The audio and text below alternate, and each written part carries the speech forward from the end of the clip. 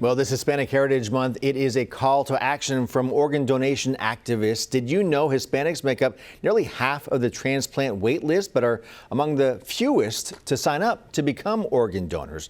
The family of a fallen Sacramento police officer is working to change that because his gift of life just keeps on giving. Even decades after his death, your reporter Ashley Sharp shares his story. He wanted to help everybody. Growing up as a child, he always talked about becoming a police officer. In his most formative years, Officer Joe Chairez heard his calling loud and clear. He would dedicate his life to making a difference in his community. In our home, we never spoke Spanish. Back in the 50s when we grew up, you weren't allowed to speak Spanish in school. And so we didn't know how to speak Spanish. But Joe knew that he wanted to help the Hispanic community. All through junior high and high school, he learned Spanish. His parents call him their hero. He just knew how to talk to people. Joe was just 6 months on the job here at the Sacramento Police Department when the unthinkable happened. 25 years ago, his family was celebrating Thanksgiving when one phone call sent them racing to the hospital. And all I had in my mind is I wanted to see my son Joe. The rookie officer had collapsed of a brain aneurysm on duty. With his son on life support, Jess Chairez replayed this conversation in his head.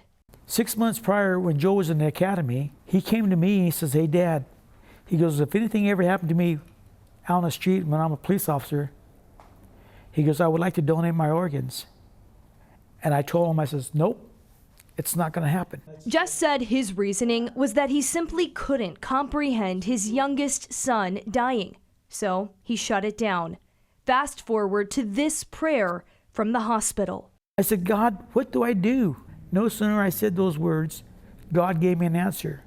And he told me if I honored my son, I'd be honoring him. When the time came, the doctor asked would these parents allow Joe to donate his organs. And I said, yes. And I put my head on his chest. That was the last thing I got to do, is hear our son's heartbeat.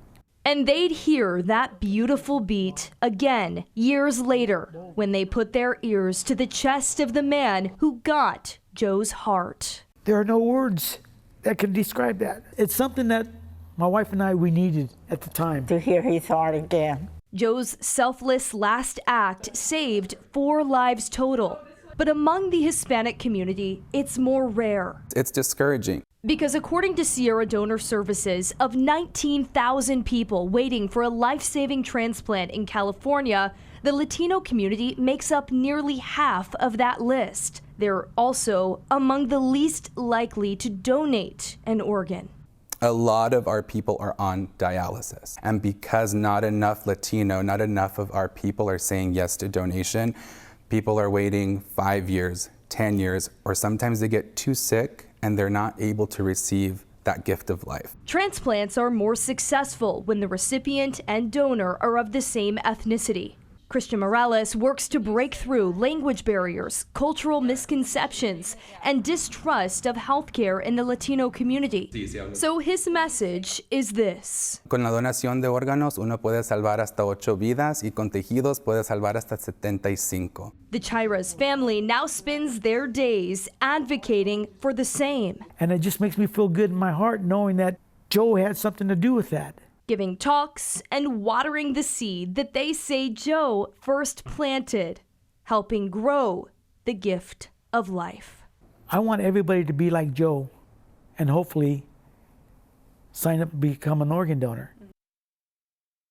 Beautiful story there. It's easy to become an organ donor, by the way, and the costs to you and your family are nothing. Head to donatelifecalifornia.org.